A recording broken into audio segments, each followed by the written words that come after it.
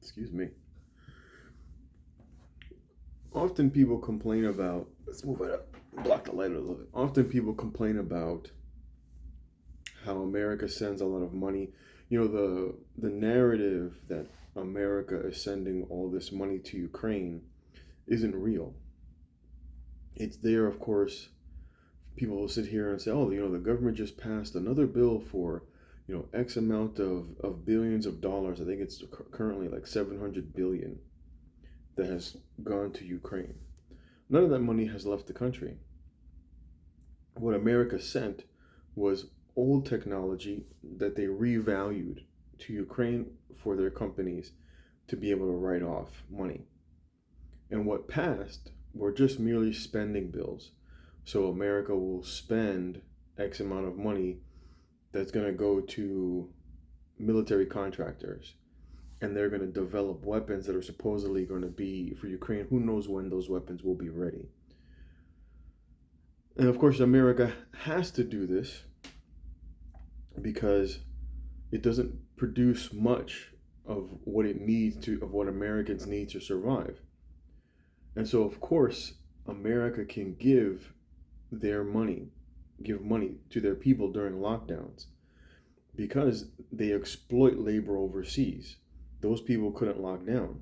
Those people had to work during the pandemic. For example, like in Mexico, Mexico never locked down.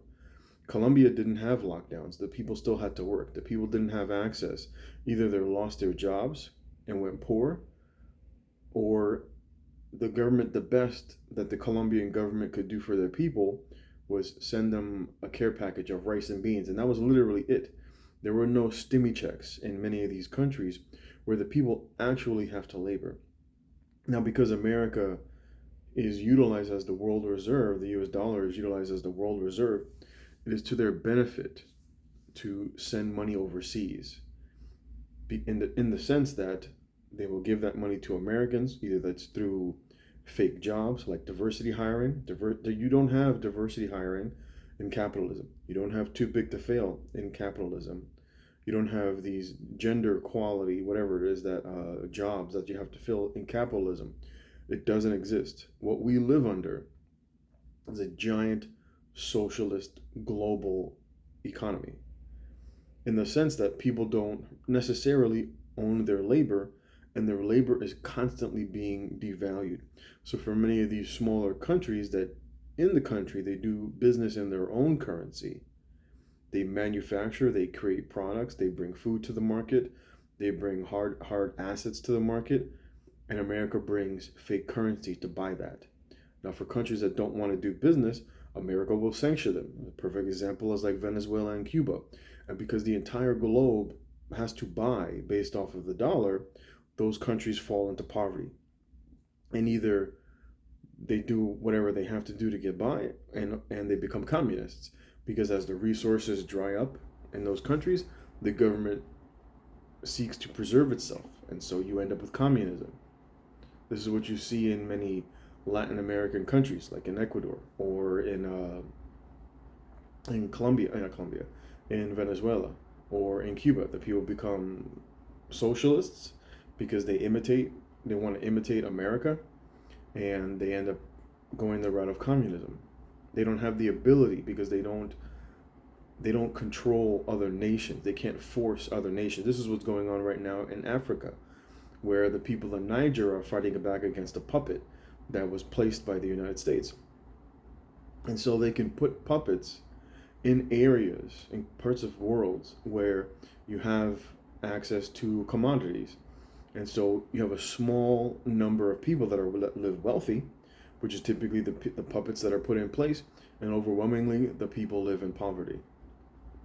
This was how Ukraine was by comparison. You had a very small class of wealthy people. That's how you can get a Zelensky, right? And now that guy is worth multiple millions of dollars. The guy was an actor, and now he's worth tens, if not hundreds of millions right now.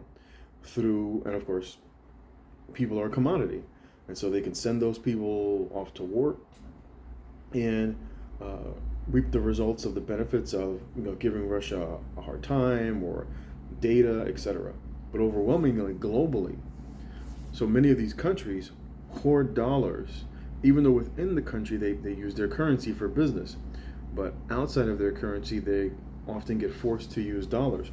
And so when the US just creates new dollars, those dollars that that country was holding to buy commodities, to buy oil, to buy natural gas, to buy wheat, to buy corn, etc., they get devalued.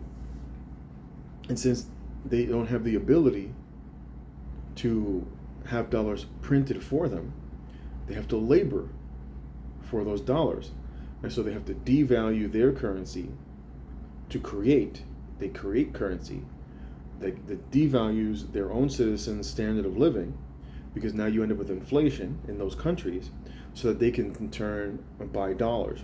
This supports the dollar because now you force people to buy your currency. Now they need more currency. Maybe they had enough money to get by this year, and America creates billions and billions in inflation, and now you have less. The currency that you're holding is worth less. Now, of course, in America, the people can sit here and vote. We're going to go on strike, and then all these different companies will then give these people raises that will come closer to the inflation value. But the people that live abroad don't have that as an option. They can't sit here and vote and say, we need more. They have to either work harder. Now, eventually, you reach a peak. Eventually, you reach a peak where people can only work so hard. Some people will fall out of the labor market because they'll just live in poverty. They refuse to live as a slave, and they'll just live in abstract poverty, and they're okay with that. So what happens globally is you start running out of people. You start running out of people to exploit, and this is what's been going on.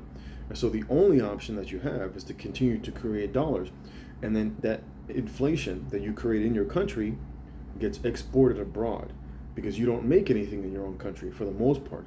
You're not making the goods.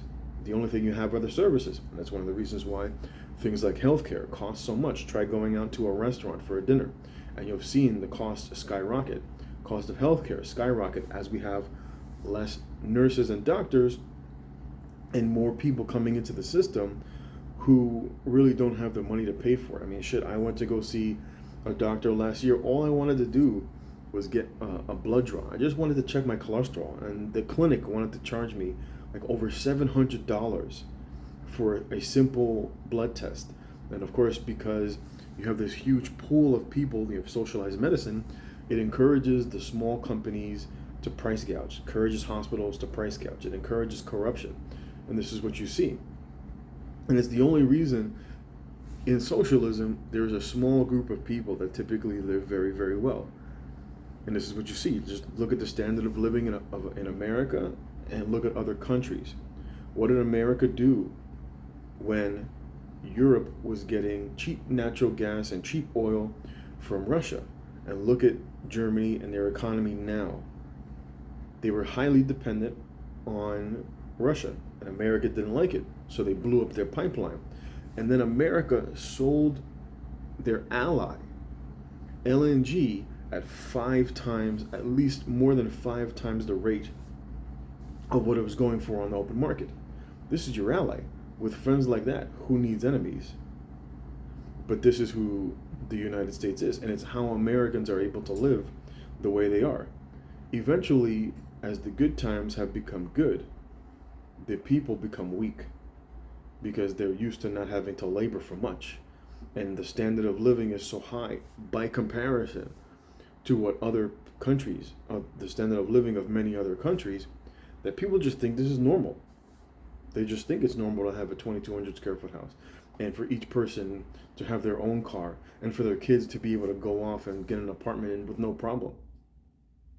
But this isn't reality. It's not. In many other countries, they still have patriarchy. Many people still live within the same household as their mother, their father, their grandfather, etc., because it's too expensive. It's too expensive for them to be able to afford to do that because they don't have the standard of living. Their country actually has to labor. Hard assets. This is what you see in places like in many countries in Africa, where you have child labor. You have child labor in China, so that child labor in Indonesia and in Thailand. And it's so that Americans can have a higher standard of living. Now, of course, for people who live in the United States, they do see the inflation as eventually they've they've been able to pull from the global market more freely than other nations because their country, America, floods them with dollars. We saw that during the lockdowns with the stimulus checks, and people were just not laboring at all. And in America, you have 100, one out of every three do not participate in the labor market. How do these people survive? Welfare. They literally bring nothing to market. They offer no goods, they offer no services, and they're able to pull from the global market of goods and services, whether that's healthcare or security, food, clothing, etc., while not laboring at all. That they're able to have a standard of living that's higher than in most countries and not work at all. This is what you get in socialism. We live under a global socialist government. And this is why they're pushing for one world government, because the other nations, as they're starting to industrialize, they're able to, as they say, get a seat at the table. The slaves are feeling more comfortable pushing back. This is what you saw with Russia. And so now other nations feel more comfortable with the rhetoric of, defeating the dollar and doing business in their own currencies internationally. And it's because they've lived under the hard times for so long that they want to live under the good times that they see America. This is why you see so many people flooding the country. When America, in essence, opens the gates up so people can come into the country, they come far and wide because they realize that people here have a better opportunity than where they're coming from. Many people live in poverty, in abstract poverty. I was pretty shocked when I went through Mexico, and a lot of parts of Mexico where you see poverty. Nothing in America compares to the level of poverty. Here you've got people with cell phones, and they get their housing paid for, and they get their vouchers for this and vouchers for that. These people live in shacks in the desert, and who knows how they get their food. I mean, it's far, like literally as far as your eye can see is tent cities, not tent cities, like shacks in many places of Mexico. I was very surprised. And there's a lot of places where there's more wealth, where they're more industrialized, but that's based off of America's willingness to set up manufacturing in those countries for cheaper labor. So the Mexican government would have to devalue their currency, which would just cause more poverty in their country. It's kind of a catch-22. Some people will live a very high standard of living, and most people will be impoverished. And this is what you see in many of these countries where they don't have the ability to just print money like we could, like the government in America does. So of course, America has to invest so much in the military because the only way you're able to maintain that system is by force. And that's why America spends so much money. It's not to protect the seas and to protect these other countries. They put bases in all these other countries because they've, in essence, colonized those nations. That's what you see in old times. Of course, we've given it new names, creating bases. What if those countries refused? Do you think the government would leave? Do you think the military would leave if the local government said, "Hey, we don't want your military bases here anymore"? Of course not. The president would be killed. There would be a coup, and they would set up a puppet to take over. And this is what America's been, and it's always been this way. It's been this way longer than any of us have been alive. We just live, and if the nations that, of course, now that America and the Western allies that live a measure of the good times as well, when it goes away, it's going to be very hard for the people because the people will fall into abstract poverty because they'll be forced to labor the same way those people have been laboring abroad to bring goods and services to the global economy, and at the very least to be able to support themselves. The trade deficit in America is over $1 trillion by comparison to what America trades, and it can only grow as they take advantage of more and more cheap labor. But eventually you run out of labor. This is what happens in socialism. You eventually, as they say, you run out of other people's money. And this is exactly what's happening. So the only thing that the government can do is print dollars. That's the only thing that they have left. And if things don't go well with Russia, you'll see a very different America. It happens very quickly.